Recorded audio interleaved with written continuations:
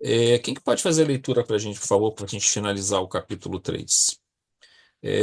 Neste momento, em outras comunidades espirituais.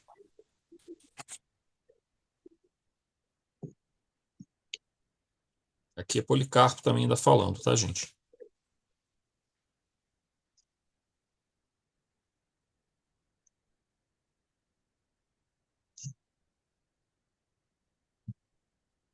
Alguém que se habilite a leitura? Nina, seja bem-vinda.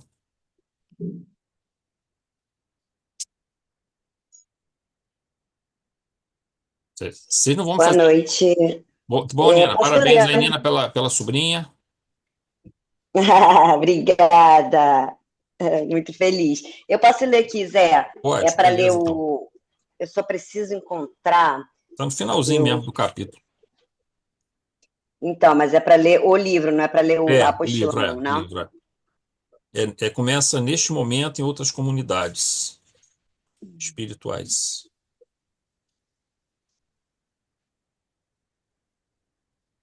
Deixa eu ver se eu consigo achar Qual um é a página, minutinho. Zé? Aqui no livro novo é Página 37. 37.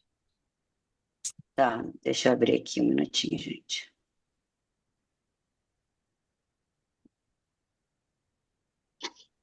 É porque o do Kindle, a página do Kindle que eu baixei, é diferente do PDF do computador. Deixa Então, eu deixa eu ver ver, se. então, aí você lê a próxima. Tá Quer bom, que eu Aí a leia? próxima já vai Você ser no já sabe. capítulo 4, tá, Nina? No próximo. Iniciozinho do tá capítulo bom. 4. Lê então pra gente, Rosana. Leio. Neste mesmo momento, em outras comunidades espirituais próximas, houve-se idêntico apelo apresentado por antigos mártires da fé cristã, que se propõem retornar ao mundo físico a fim de novamente imolar-se pelo amor não amado. Irmãos queridos, não hesitemos em amar, nem nos excusemos de servir. Os corações da terra, que oram afervorados, rogando ao Pai pelo seu amparo, necessitam de nós, convocando-nos para o ministério da construção do reino de Deus. Ao primeiro ensejo, serão organizadas equipes socorristas de emergência, aumentando os contingentes daquele que já operam em nome de Deus sob a tutela de Jesus. Escutai o coração e oferecei-vos aos novos holocaustos pela fé sublime, que se sustenta nas bases da razão e do sentimento de amor. Que Jesus nos abençoe as tentativas de servir e dê-nos sua paz. Ao calar-se, ergueu-se o coro de vozes angélicas e as dúlcidas melodias transformaram-se em vibrações de luz cambiantes em cores diferentes, que se tornavam tônico revigorante, penetrando-nos o espírito. O silêncio não foi interrompido, senão o mestre de cerimônias, senão quando o mestre de cerimônias liberou-nos, facultando aos interessados acercar-se do amigo de Jesus. Tudo bem. Então, no item 5.1 da nossa apostila ainda anterior, por fim, Policarpo informa que em muitas outras colônias espirituais ao redor da Terra, o mesmo trabalho se encontra em andamento, seja a encarnação de missionários e obreiros, como vimos até agora, sejam as tarefas de apoio, orientação e proteção pelas entidades ali reunidas em benefício daqueles que já se encontram reencarnados. Portanto, aos trabalhadores de boa vontade, a todos que, com as limitações próprias de nossa condição evolutiva, se propõem a fazer o bem e divulgar a boa doutrina, não faltarão os recursos do plano superior para que tudo seja bem sucedido. Eu queria só frisar um ponto que a Rosana leu para gente, a Nina aqui também caiu, voltar aqui. Quando o Policarpo fala o seguinte, é, ao primeiro ensejo, serão organizadas equipes socorristas, né, já está falando da preparação das 100 equipes de emergência, aumentando os contingentes daqueles que já operam em nome de Deus sob a tutela de Jesus. Então, na verdade, o que que acontece? Já existe um socorro natural, que é uma orientação, um suporte. que é dado a todos aqueles que estão encarnados com tarefas de divulgação do Evangelho, especialmente da doutrina espírita, que é para quando se volta a esse trabalho aqui. Mas ele, de uma forma geral, tudo isso se estende para toda a atividade religiosa, né? Toda atividade espiritual. Só que aqui nesse caso é um trabalho extra, é uma, vamos dizer assim, um reforço que se dá em função do momento que se está vivendo, onde se torna necessário que, quando eles identificam a gravidade da situação, né, muitos obreiros, muitos trabalhadores e até missionários sendo, digamos assim, muito acossados, né, por espíritos e por grupos espirituais que se voltam contra o evangelho, se voltam contra a espiritualidade, se voltam contra Deus. É incrível isso, né? Que um espírito possa se voltar contra o próprio Criador, mas assim, a revolta de muitos espíritos chega a esse ponto, né? E aí eles tentam prejudicar essa tarefa. Mas há também uma outra questão, a gente vai ver melhor isso no capítulo seguinte, são as próprias falhas que nós trazemos e elas se tornam, digamos, pontos fracos a serem explorados, né? Nessa, seja pela ação dessas entidades, seja pelos próprios equívocos que o indivíduo vai cometendo, ou esquecimento das responsabilidades assumidas. Antes da gente entrar no próximo, fazer a próxima leitura, já entrar no capítulo 4, eu queria que tudo que a gente falar aqui vai estar assim, sempre está muito focado na questão de missionários, mas também tem a questão dos obreiros. O que são os obreiros que ele coloca aqui? São assim, todos aqueles que se voltam, não numa tarefa tão grande quanto a dos missionários, né? Que são espíritos assim que têm uma bagagem maior, nascem com uma responsabilidade muito grande, uma entrega muito grande à tarefa. Esses também vão ter dificuldades também, vai ter todo um cuidado também com eles, que inclusive nessas tarefas aqui possivelmente vão ter grupos que vão estar cuidando deles, entre esses 100 grupos. Mas nós temos que também estender isso para um nível variado de tarefas, espíritos que têm um nível variado de tarefas, encarnados. Estar numa casa espírita, trabalhando, aplicando passe, fazendo palestra, fazendo estudo, ou arrumando a casa, ajudando a administrar a casa, fazendo o trabalho da assistência fraterna, né? Da assistência social, qualquer tarefa que envolva. Aqui eu estou me referindo mais à casa espírita, mas isso vale ficar entendido que está valendo para qualquer religião, qualquer grupo religioso, espiritualista, né? De socorro, de amparo. Se enquadra na mesma circunstância, tá, gente? Por exemplo, se você tem uma casa espírita, onde, sei lá, o presidente daquela casa, que é a pessoa que está conduzindo aquelas tarefas. Frequentemente isso acontece muito, porque às vezes fica em cima de uma ou duas pessoas, muito das tarefas. Felizmente, aqui na região nós estamos vendo assim, alguns casos onde essas tarefas estão mais distribuídas.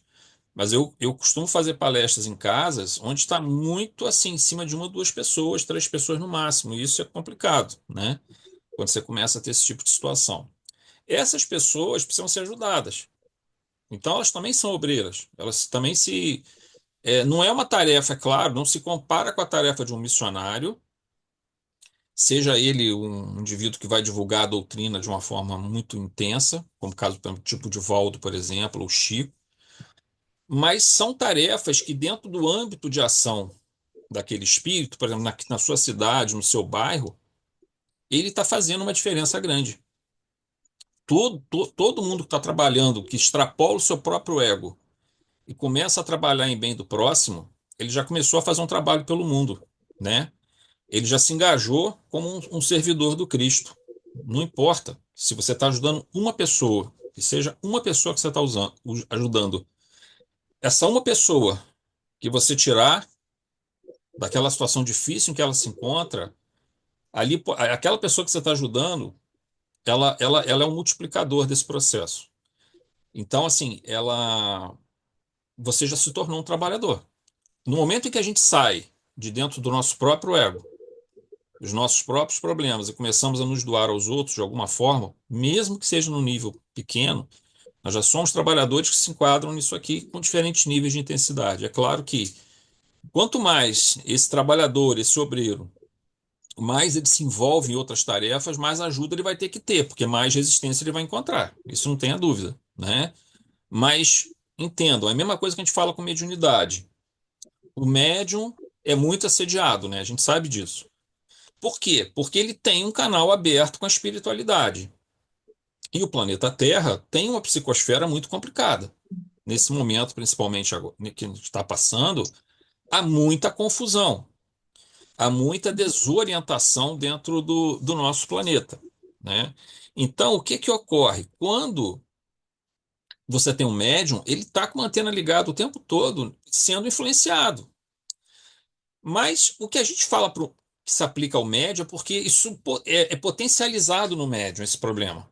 Quer dizer, não é um problema, é um dom que ele tem, só que como tem uma ambiência complicada em torno de nós, o médium é o primeiro a ser atingido. Se ele não consegue se proteger com digamos, com muita vigilância, oração, muita tarefa para o bem.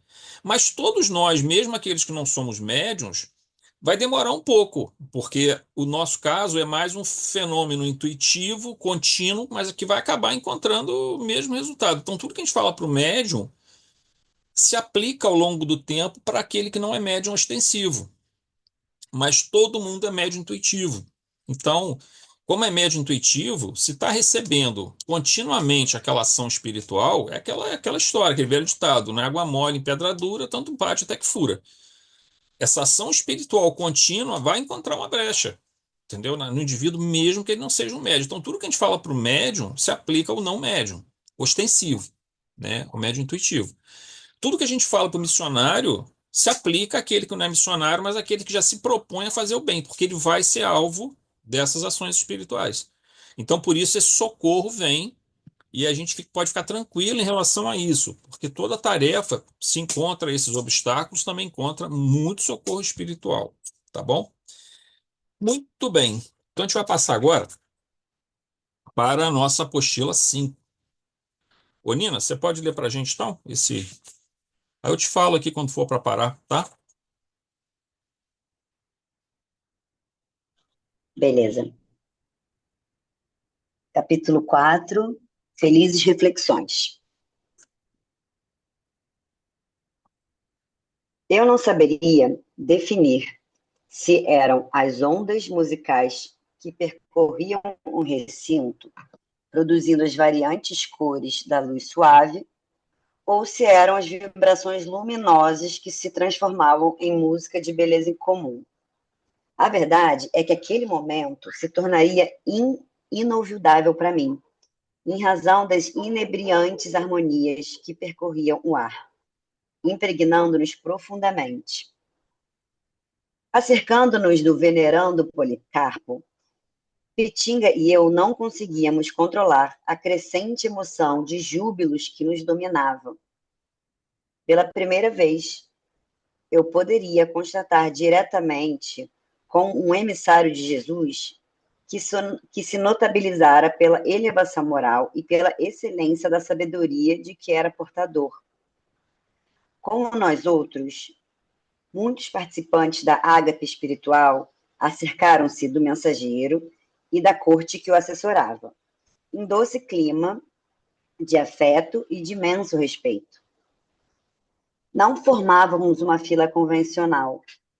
No entanto, em pequenos grupos, nos aproximávamos, enquanto ele, com os lábios levemente entreabertos, num suave sorriso, recebia-nos a todos, respondendo às perguntas, aditando esclarecimentos, oferecendo a oportunidade de convivência pessoal que nos elevava ao seu nível superior.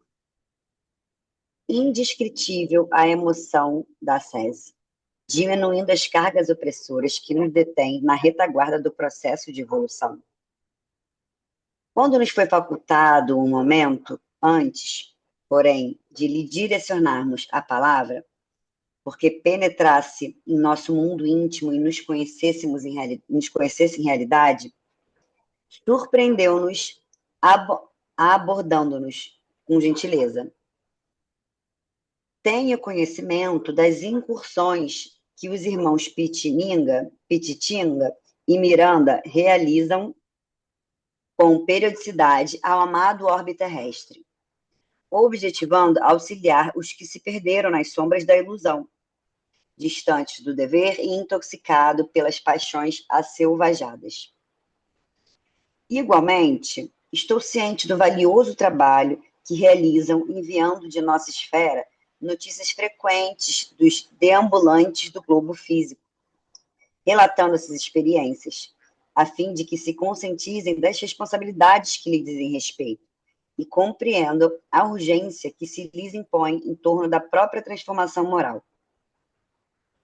Na pauta da nossa programação, apenas há espaço para cooperadores experientes, considerando-se a gravidade dos cometimentos estabelecidos, que têm normativas específicas e inadiáveis. Aqueles que se apresentam voluntariamente e forem selecionados para essas atividades estarão enfrentando desafios e dificuldades poucos comuns, envoltos em sombras densas, não obstante a proteção dos céus. Como é digno o trabalhador do seu salário, não lhes faltarão vigor nem inspiração para todos os momentos. No entanto, o êxito do empreendimento muito dependerá de como o obreiro se comporte, considerando-se a delicadeza e austeridade da ação. Ô, Leonina, obrigado. Muito bem. O, o José Petitinga, gente, ele foi uma pessoa que o Manuel Filomeno foi assim meio que um mentor do Manuel Filomeno em termos de orientação para o espiritismo lá na Bahia, quando o Manuel Filomeno tomou contato, né, com a doutrina espírita. José Petitinga era também um trabalhador muito ativo no movimento espírita. Isso nós estamos falando começo, iniciozinho do século XX, final do século XIX, tá? A Bahia rapidamente, é interessante isso, né? Rapidamente ela começou um desenvolvimento, assim como no Rio de Janeiro também, de um movimento espírita lá. E já tinha na Bahia um movimento de mensagens mediúnicas muito intenso, já mesmo na época da codificação. Quando a gente fala de 1857, né, primeira edição do Livro dos Espíritos, já tinham também mensagens sendo recebidas na Bahia, em grupos mediúnicos por lá. Então vamos lá, item 1.1. Policarpo dirige a palavra ao grupo onde se encontrava o autor espiritual, Manuel Filomeno, né, comentando o trabalho de José Petitinga e do próprio Manuel Filomeno. Primeiramente, nas tarefas socorristas, junto aos desencarnados e encarnados em excursões de socorro específicas, buscando levar o auxílio a muitos que se encontravam desorientados das responsabilidades na jornada espiritual. Então, assim, o Manuel Filomeno, José Petitinga, quando a gente vê toda a obra que começa lá por volta da... Eu não sei exatamente a data, mas é meados da década de 70. No início da década de 70, começa esse trabalho com o Manuel Filomeno. E o José Petitinga, mesmo quando ele às vezes não aparece diretamente no livro, ele está junto com o Manuel Filomeno lá no plano espiritual, eles trabalham muito juntos. Então, esse trabalho do Manuel Filomeno é um trabalho também muito conjunto com o José Petitinga e outros espíritos que não se fazem nomear, tá, gente? Só uma equipe grande de trabalho, tá? Que acontece lá. Então, eles já vinham realizando essas tarefas, pelos livros a gente vai vendo, tarefas socorristas, sejam para ajudar espíritos na região umbralina, espíritos que estão obsidiando aqui na Terra, ou encarnados, né? E aí, há um intenso trabalho que são mostrados nas obras que nós temos, que a gente espera poder abordar outras obras também do Manuel Filomeno, se vocês gostarem dessa obra e tudo, desse trabalho. A gente vai trazer outras obras do Manuel Filomeno, que são assim um pouquinho mais puxadas, né? Em termos de. Eu acho que o Entre os Dois Mundos ainda é uma obra bem tranquila, comparando-se com outras obras que são um pouco mais puxadas, mas não tem jeito, a gente tem que ir adentrando temas mais difíceis e até, diria, assim, não é mais duros, né? Mas com problemas mais graves, vamos dizer assim, tá? E que a gente tem que tomar contato, porque não tem jeito, gente. A gente está lidando com isso o tempo todo. Você vai falar, por exemplo, de ação suicida, que é uma das coisas que mais apavoram a gente, o que é ter que lidar com uma pessoa que está tendo ideação suicida. Porque passa a ser, de certa forma, uma responsabilidade nossa. Mesmo que ela esteja tratando com psiquiatra, tratando com psicoterapeuta, está com medicação, a pessoa chegou até o centro espírita, ela passa também a ser um pouco responsabilidade nossa. É uma das coisas que mais assim deixam a gente agoniado, saber que a pessoa pode tirar a vida de uma hora para outra, né? A vida encarnada dela, né? Então, assim, a gente não tem jeito, a gente tem que se acostumar com essa tarefa, arregaçar as mangas, confiar em Deus, estudar bastante, ter muito amor por aquela pessoa, procurar ter o máximo de amor por ela, o máximo de carinho, para ajudar da maneira que nós pudermos ajudar. Então, assim, quanto mais a gente lê essas obras e adentra esse mundo de, ao mesmo tempo de problemas e grandes dramas humanos, ao mesmo tempo de grande luz espiritual, que a gente vê esse socorro o tempo todo acontecendo, e isso nos dá muita força também para fazermos a nossa tarefa, a nossa parte dessa tarefa dentro desse grande conjunto que é o centro espírita, né? Com todas as suas peças funcionando muito assim organizadamente no plano espiritual. Nós encarnados não nos organizamos tão bem assim, mas vamos fazendo o que a gente consegue fazer. Mas o que a gente puder fazer, com certeza, é uma grande ajuda que está sendo dada. Então, quanto mais a gente se envolve nesses estudos, mais a gente vai entendendo essa dinâmica da dimensão espiritual do centro. E a gente consegue canalizar melhor as intuições que nos estão sendo passadas, mesmo para problemas mais sérios, tá? Que vão acontecer. Então, primeira coisa que o Policarpo fala para eles é que ele já conhece o trabalho do Manuel Filomeno de José Petitinga, nesse campo de socorro que eles realizam. Aí depois a gente vai para o item 1.2.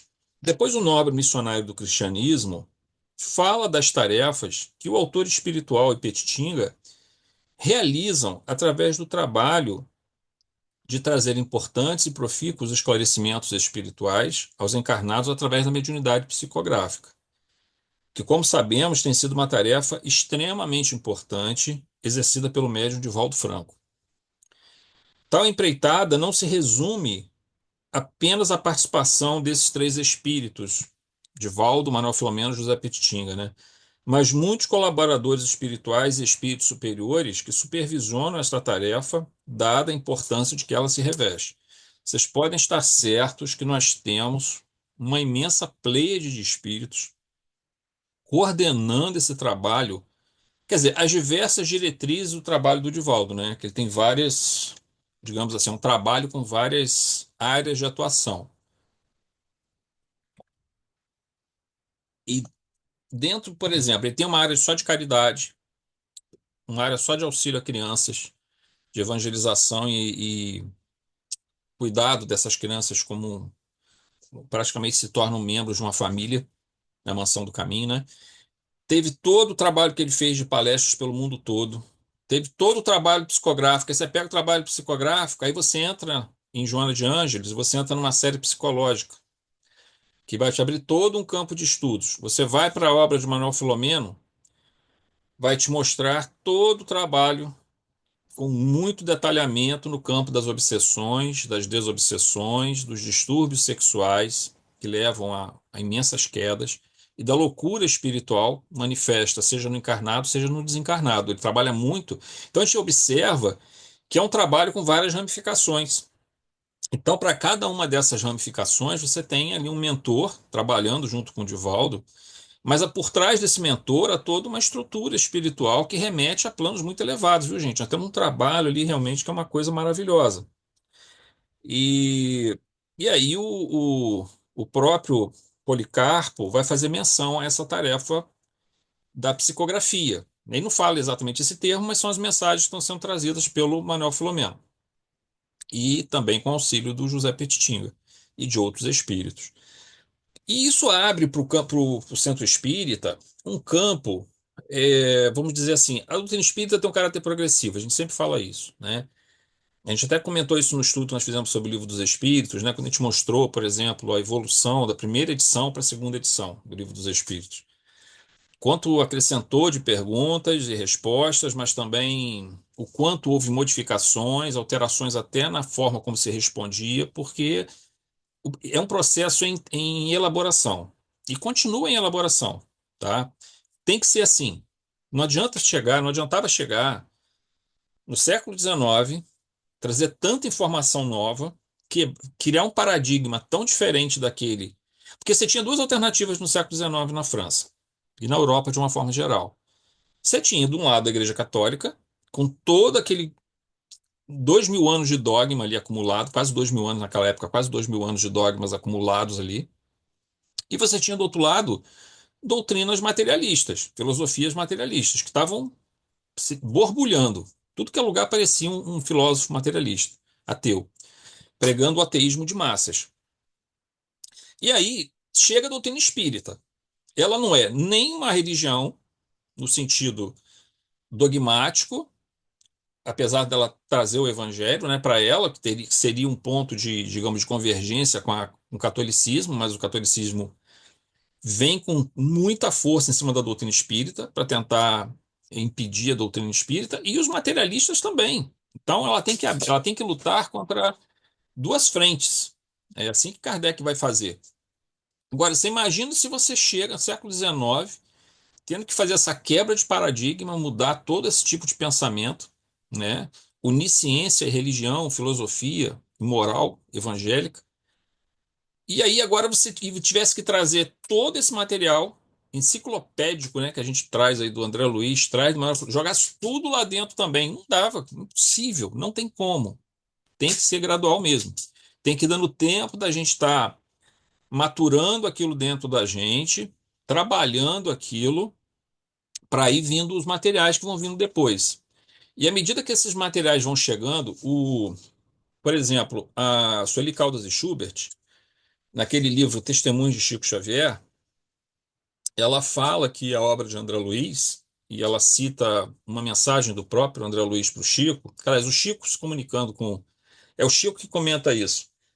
Ele se comunicando naquela época, na década de final da década de 30, meados da década de 40, se comunicando com o presidente da FEB na ocasião, e ele falando que essa obra de André Luiz ela vinha para trazer aos centros espíritas mais um reforço, digamos assim, mais um material que desse um suporte na forma de trabalhar com os desencarnados, com os processos, com as reuniões mediúnicas, como ocorreriam dentro das reuniões mediúnicas, como era essa dimensão espiritual da casa espírita, com mais detalhamentos.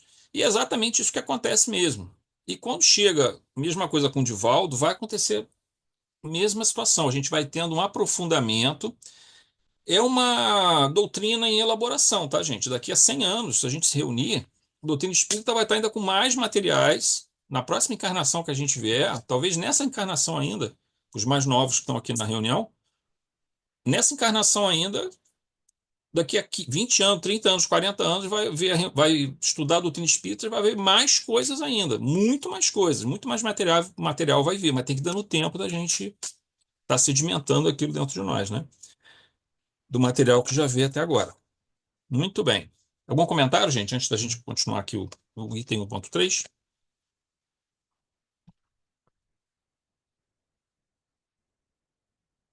Bom, então vamos fazer a leitura aqui. Alerta o nobre instrutor, o Policarpo, sobre a natureza complexa e delicada do trabalho, exigir grande desprendimento, desejo de auxílio ao próximo e uma imensa fé que permita aos participantes das equipes socorristas enfrentarem as sombras densas das regiões terrestres, pois estarão em contato com muitas entidades que tentam impedir a tarefa do bem na Terra. Nesse caso, aquelas que foram planejadas para serem exercidas por encarnados, que estão entre os que serão socorridos. Essa resistência e oposição, especialmente sendo uma ocorrência no terreno da vibração densa da Terra, ou seja, longe das regiões de equilíbrio, onde eles se encontravam naquele momento, propunha grandes desafios. Então, o que acontece nessa situação? Bom, eu já tive a oportunidade de falar em palestra aqui na casa e nos nossos estudos que existem três elementos fundamentais para nós nesse momento aqui na Terra. dentro do nosso estudo de doutrina espírita, de evangelho, nós devemos focar três coisas. Três coisas são muito importantes: conhecimento, fé e amor, né? Então, assim, conhecimento se faz pela leitura, pelos estudos, pelas palestras e tudo, por aí vai. As reflexões, as trocas de ideias que nós vamos fazendo, ler muito, fazer muita reflexão, muita conexão entre as diversas obras. Não, a gente não deve ficar assim, ficando muito tímido em relação à nossa capacidade de conhecimento doutrinária. A gente tem que ser, como é que eu posso dizer assim, nós temos que ser destemidos nesse sentido. Cara, eu não está compreendendo, lê de novo, estuda de novo, participa do estudo, faz pergunta, porque vai deslanchar, né? A mente da gente consegue fazer coisas extraordinárias, nosso cérebro consegue fazer coisas extraordinárias, a gente consegue criar novas conexões sinápticas, mesmo que a gente já esteja com mais idade, não faz diferença. Quer dizer, claro que faz diferença. Uma pessoa mais nova, ela tem uma plasticidade maior, mas a pessoa, mesmo com idade, tem plasticidade também, tem neurogênese, tá? Ou seja, existe criação de neurônios mesmo quando você já está com mais idade. Eu vou fazer 60 anos esse ano. Meu cérebro está criando neurônios ainda, está perdendo. Tem alguns neurônios que vão morrendo, só que tem neurônios sendo criados. Qual o ritmo dessa criação de neurônios? Depende. Vai depender de como eu me cuido ou não, da minha saúde, mas também depende muito do estímulo que meu cérebro recebe. Então, é um equilíbrio, né, entre a saúde física e a busca do estímulo cerebral correto, para você poder estudar bastante. Você vai ampliando a sua capacidade. Você impõe seus desafios. Então, o conhecimento é muito importante. Ele vai nos permitir ter ferramentas para fazer muito bem às pessoas. A fé é fundamental. Esse vínculo com a espiritualidade dentro da casa espírita nos proporciona coisas maravilhosas. O nosso trabalho, por exemplo, no passe, esse vínculo com a espiritualidade é uma coisa extraordinária. A possibilidade de você fazer uma palestra, intuição.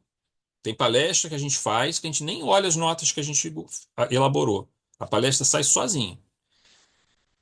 Então, assim, isso aí vai dependendo muito do trabalho. Quanto mais constante, melhor. Quanto mais a gente fizer, mais isso vai se desenvolvendo. Aí, em casa, fazer as orações, fazer com muito cuidado, com muito carinho. Ter muito carinho na hora de fazer a oração, né? Criar essa ambiência de receptividade para a espiritualidade, podemos influenciar positivamente. E, por fim, um profundo desejo de ajudar os outros. Ainda que não sejam, como a gente fala, aquele amor-sentimento, mas que seja um amor-comportamento. Eu pô, não me sinto um vínculo, não sinto um vínculo de afinidade com aquela pessoa, mas ela precisa de ajuda, eu tenho que ajudá-la. Isso acontece com a gente o tempo todo, gente. Tem lugar que você não queria ir. Aquela pessoa, você não gosta, a ambiência não é boa, não quero ir naquele lugar, mas aquela pessoa está precisando de ajuda, eu tenho que ir lá. Isso é amor-comportamento. É o ideal? Não é o ideal. O ideal seria o amor-sentimento. Seria que a gente tivesse dentro de nós um sentimento de afinidade natural com aquela pessoa. A gente vai conseguir isso um dia. Provavelmente não vai ser nessa vida, vai ser daqui para frente, mas se a gente começa a trabalhar o amor-comportamento agora, o amor-sentimento vem como consequência, né, dessa prática. Então, conhecimento, fé e amor são os três elementos que vão nos propiciar seguir muito seguros em nossa evolução aqui na Terra, que vão nos propiciar as ferramentas corretas para o nosso trabalho na casa espírita, fazer o melhor possível que nós pudermos. E da mesma forma, o Policarpo, na verdade, quando ele coloca alguns desses elementos aqui, é claro que o conhecimento, ele já entende que Petitinga e o Manuel Filomeno, o conhecimento eles já possuem, que aqui vem através da experiência deles, principalmente no trato com essas coisas. Ele já falou do conhecimento deles, quando ele disse que as mensagens que eles vão mandando para os encarnados através dos livros psicografados pelo Divaldo já demonstram um enorme conhecimento do Manuel Filomeno. Aí tem que ter muito amor e tem que ter muita fé. Por quê? Essa fé é para poder criar as conexões necessárias para caminhar num terreno complexo, que é a ambiência pesada da Terra. É uma ambiência muito complicada, muito complexa. E, ao mesmo tempo, então você tem que ter essa proteção, tem que ter esse equilíbrio, ao mesmo tempo, um desejo muito grande de ajudar, sem julgamentos. Ajudar sem julgar, né? Porque nós vamos ver vários casos aqui que você vai ver um absurdo que essa pessoa está fazendo, né? O que esse indivíduo se comprometeu e o que ele está fazendo agora. Isso é um absurdo, Mas se a gente começar a fazer isso, a gente está julgando. Se a gente julgar, a gente não vai ajudar. Para ajudar, não tem que ter julgamento. Ah, você vai levar a cesta básica lá na casa da pessoa.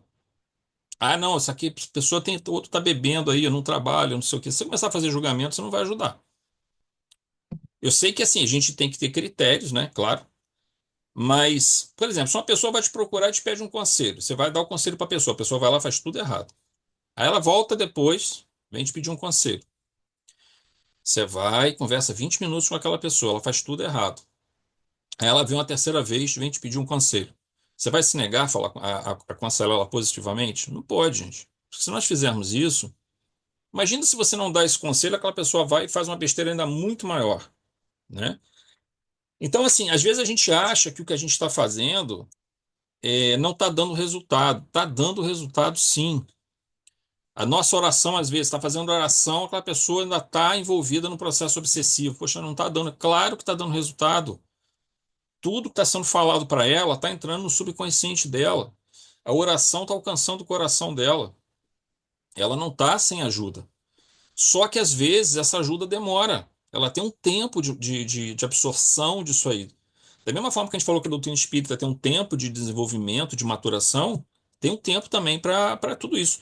É, sim, o mais difícil na ajuda, a Valéria está falando aqui, o mais difícil na ajuda é saber até onde estamos ajudando ou alimentando o problema da pessoa. Sim, a gente tem que tomar cuidado, é claro, para não estar. Realmente, a Valéria está correta nesse ponto, de não estar alimentando um problema, uma dificuldade. Mas aí eu acho que vai ser a intuição mesmo. Nossa, percepção. Mas eu digo assim: se a gente não julgar, não estabelecer o julgamento como um hábito, eu acho que vai nos facilitar essa intuição que vai dizer faz ou não faz. Tá?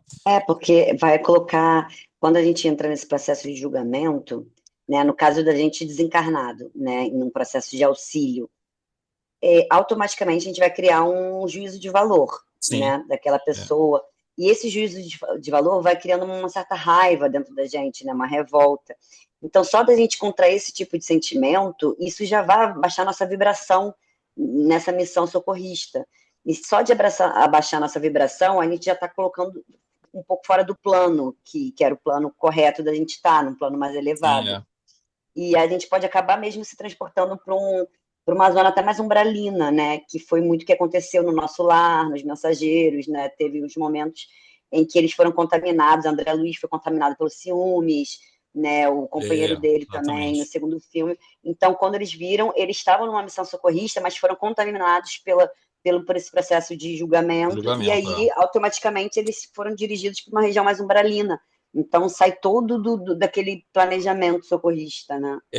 É por isso que o Policarpo, nessa obra, ele coloca essa questão muito clara. Não basta só a pessoa, nesse caso aqui especificamente, não basta só querer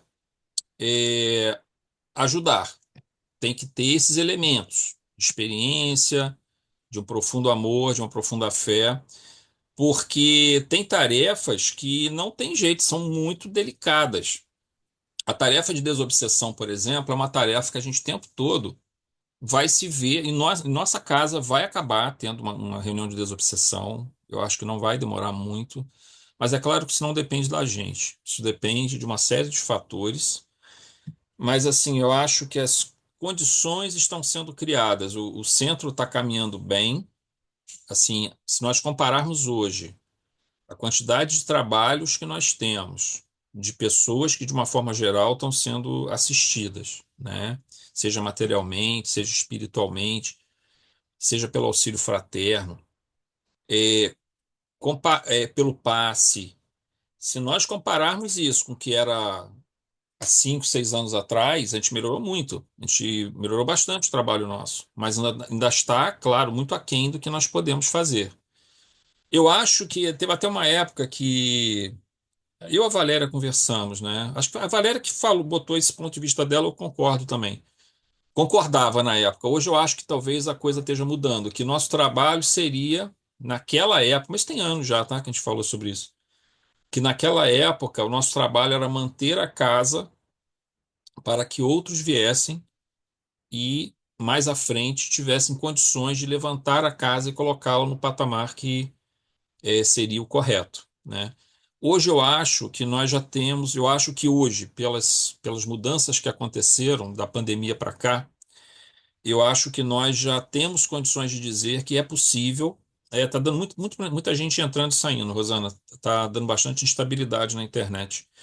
É, eu acho que hoje a nossa casa ela já tem condições. Eu já arrisco dizer que nós já estamos alcançando um patamar que é possível pensar já que nessa atual circunstância esse salto, vamos dizer assim, já vai acontecer. Talvez daqui a alguns anos, poucos anos, mas nós não vamos apenas segurar assim a base para não desabar para entregar para outro, não. Eu acho que já vai ser possível fazer essa tarefa pelas circunstâncias, pelas mudanças que tiveram desde essa conversa que eu e a Valéria tivemos aí uns anos atrás, né?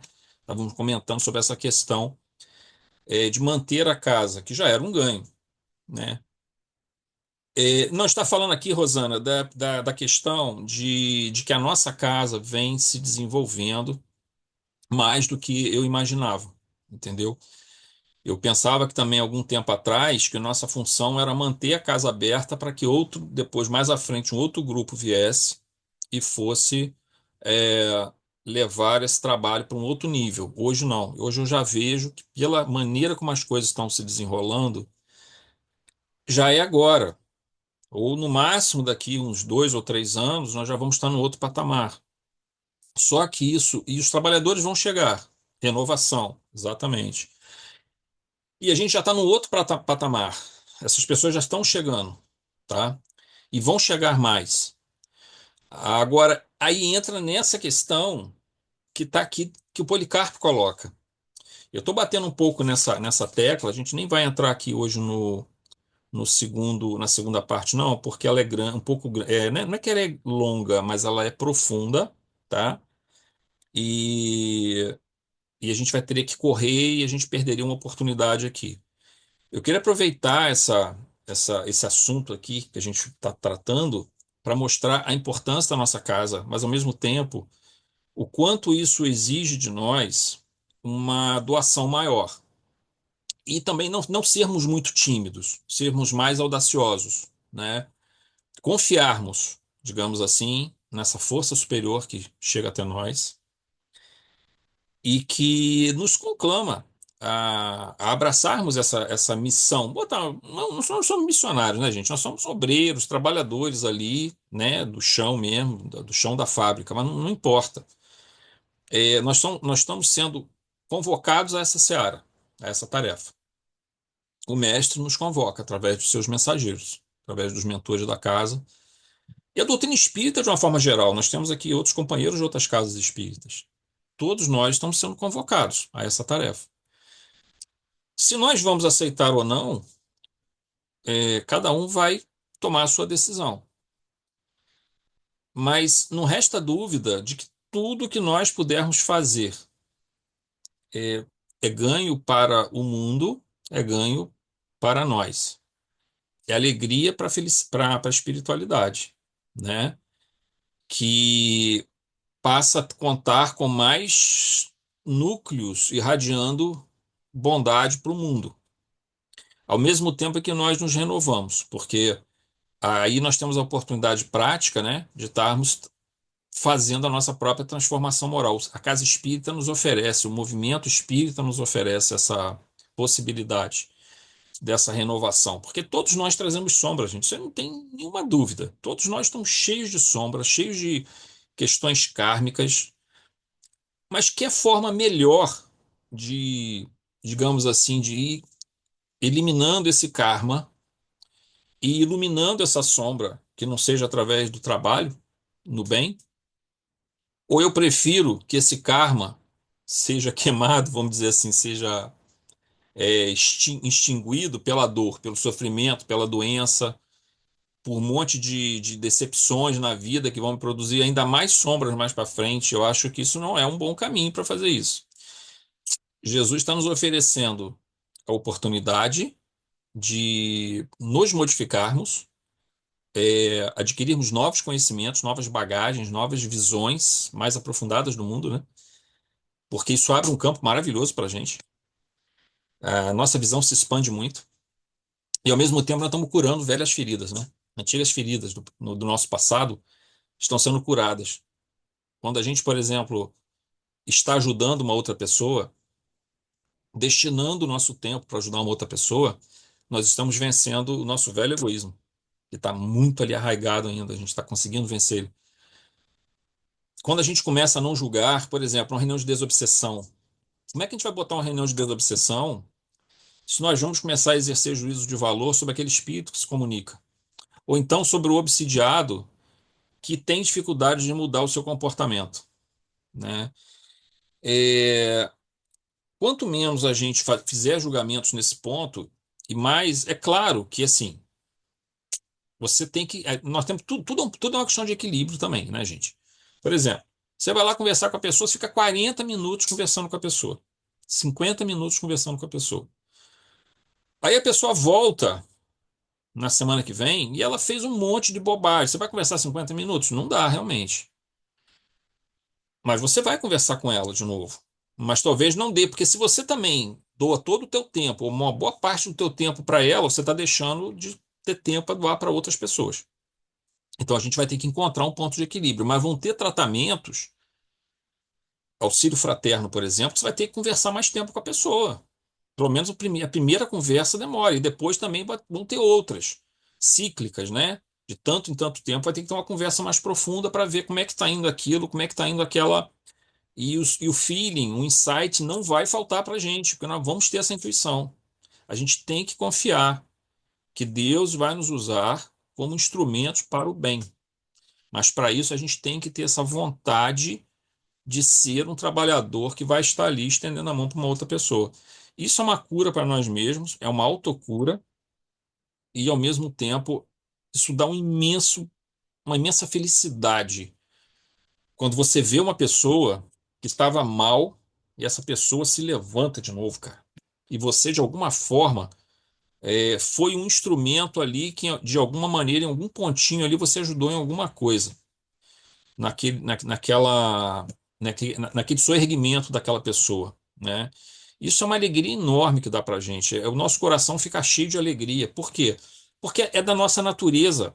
Né? Não tem preço, cara. Como a Nina está colocando, esse sentimento de ver uma pessoa se recuperar, quando a pessoa está mal, e você, de alguma forma, por menor que seja a tua participação, você participou um pouquinho naquilo, nem que fosse para você pedir oração para aquela pessoa. O teu trabalho foi pedir oração para o grupo orar por aquela pessoa e orar por aquela pessoa. E aquela pessoa melhorou. Cara, isso é uma alegria imensa. A Patrícia fala, fazer o bem, faz muito bem, cara. Fazer o bem faz muito, porque é da nossa natureza, da nossa essência divina isso. É da lei de Deus, né? Essa lei de amor. Então, quando a gente age dessa forma, a gente está se colocando numa sintonia com um poder muito maior. Por isso vem essa sensação de alegria, de paz, que você encontra nessa. É difícil? É. Você tem que abrir mão de algumas coisas. Às vezes termina uma reunião, você está doido para gratificante para quem faz e quem recebe, exatamente, Alice. Perfeito, perfeito. Às vezes termina uma reunião, você está doido para ir para casa. Você teve seu dia de trabalho, você quer ir para casa, você quer, sei lá, ver uma televisão, você quer ler, você quer estudar, você quer descansar, quer ficar com o teu filho, tua esposa, o teu marido, seja o que for. Só que, cara, aquela pessoa ali está precisando, não tem jeito, entendeu? A gente tá nessa tarefa, a gente tem que ajudar. Não precisa necessariamente estar dentro da casa espírita. Eu entendo que tem pessoas que não têm como estar direto na casa espírita, mas podem fazer esses links, né? Pode colocar a pessoa em contato com a casa, pode colocar a pessoa em contato com algum de nós que está mais tempo na casa, mas consegue ficar mais horas na casa, né? Isso também depende da fase da vida de cada um, né, gente? Tem momentos da nossas vidas que a gente consegue, tem momentos que a gente não consegue. Quem pode hoje estar mais tempo na casa vai estar lá e vai estar ajudando. Às vezes, nossa tarefa pode ser, mas eu não tenho como estar lá muitos dias, não tem problema. De repente, você vai ser só um instrumento para que uma pessoa possa ser conduzida lá. Ou então uma oração seja direcionada para essa pessoa. Isso já é um grande trabalho, porque observem que isso vai criando uma conexão maior entre todo o grupo. E hoje é incrível que com essas ferramentas, você vê, a gente entra num campo totalmente distinto, né? Que é o fenômeno das redes sociais, de você ter uma comunicação assim meio quase que instantânea o tempo todo, e você acaba entrando vamos dizer assim, numa estrutura de comunicação, de conectividade que une mais o grupo. O tempo todo, a gente pode observar, o dia inteiro a gente está em conexão uns com os outros. E até com pessoas estranhas que são colocadas em contato conosco. Isso acontece demais. Exatamente. Exatamente. Uma rede para cada tarefa, um cobre o outro. Você vê, a Alice está falando isso aqui, por exemplo, uma coisa que a gente está tentando fazer, aumentar o número de passistas, né? Estamos conseguindo devagarzinho, está conseguindo fazer isso. Você tendo mais passistas, a gente pode ampliar esses trabalhos de visitas em casa das pessoas que não podem ir ao centro, estão adoentadas ou estão com algum problema. Você pode fazer as visitas, então fica mais fácil, sobrecarrega menos. Podemos fazer visita aos hospitais, pessoas que estão desencarnando, que é importante estar fazendo também esse trabalho, estar levando uma assistência à pessoa que vai desencarnar, para que ela possa fazer isso com uma tranquilidade. Mas para isso, não dá para poucas pessoas assumirem tantas coisas, é preciso que mais pessoas se envolvam. Às vezes, não diretamente, mas indiretamente já ajuda. A gente vai criando essa rede, né, de proteção, de ajuda uns aos outros. Às vezes a nossa proteção é chegar, entrar em contato com a pessoa, um companheiro nosso, um colega nosso, conversar com ele, animar ele, levantar no momento que ele está meio desanimado. Isso já é um trabalho maravilhoso. E assim, num grupo, a gente vai se ajudando, vai se unindo e vai conseguindo conduzir a tarefa, porque nós temos isso também, né, gente? Nós temos momentos que nós estamos bem, tem momentos que nós não estamos tão bem. Isso vai flutuando, né? Vai oscilando os nossos estados psíquicos, porque nós temos muitos problemas que nós trazemos do nosso passado. Somos espíritos ainda cuidando das feridas da alma do nosso passado, lidando com situações conflitantes do presente e trabalhando para as conquistas que vão vir agora e no futuro, né? E dentro desse processo, todos nós somos peças dentro dessa imensa engrenagem, né? E eu acho maravilhosa a oportunidade que nós estamos tendo. Então, essas palavras de Policarpo aqui, para nós, e vale para todas as casas espíritas, para todos os centros espíritas, né? Nós temos que estar aproveitando a oportunidade que nos é dada nesse momento de nosso planeta. Eu acho que nunca, nunca, gente, nós tivemos, eu falo nós assim, como espíritas desde o século XIX, nós nunca tivemos tantas oportunidades de trabalho e de aprendizado como agora. Esse é o momento, talvez, assim, mais rico em termos de possibilidades de tarefas que nós podemos fazer, todos os tipos de caridade imagináveis que nós podemos fazer, todos os tipos de conexões com a espiritualidade, de aprendizados, a gente pode montar, hoje em dia está se podendo montar grupo de estudos com pessoas de outros centros. Na semana retrasada, né, comentei com vocês, eu fiz um estudo do Evangelho, de uma parábola nossa que nós estudamos, mas eu mudei um pouco a apostila, passei para eles lá de Juiz de Fora, Dom Pedro II. Quer dizer, você vê quanto que a gente imaginar que alguns anos atrás nós estaríamos fazendo o nosso centro, fazendo um grupo, fazendo um estudo com um grupo lá de Juiz de Fora, através da internet, uma hora e pouca de estudo. Isso é fantástico, você quando começa a ter essa conexão, né, entre várias casas espíritas, entre vários espíritas e várias pessoas que estão imbuídas do sentimento de ajudar o próximo, dentro do espírito do Evangelho. Então, isso é maravilhoso. Então, a gente tem que aproveitar a oportunidade que nos está sendo concedida nesse momento. Tá? Estejamos ou não direto na casa, a gente às vezes não está direto na casa espírita, mas você tem um celular na mão. Aquilo ali vira uma ferramenta poderosíssima para ajudar os outros. Como é que você está? Você está bem? Como é que estão as coisas? A pessoa sumiu um pouquinho, manda uma mensagem para ela.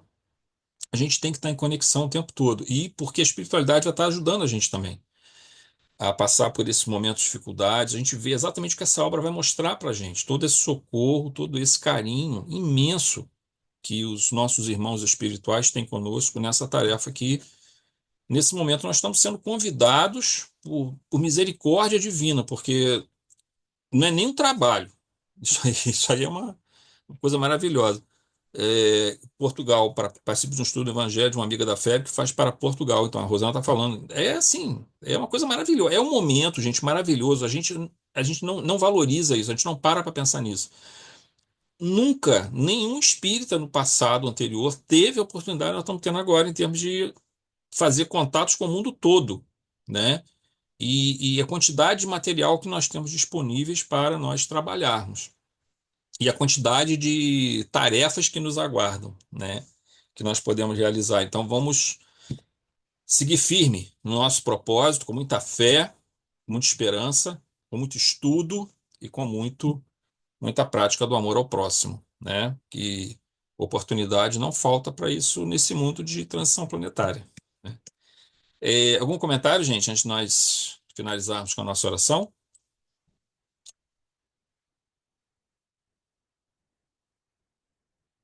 Semana que vem, é só botar aqui a data, a gente retoma o item 2, só para não esquecer, que senão me perco depois. Bom, então nós vamos pausar aqui.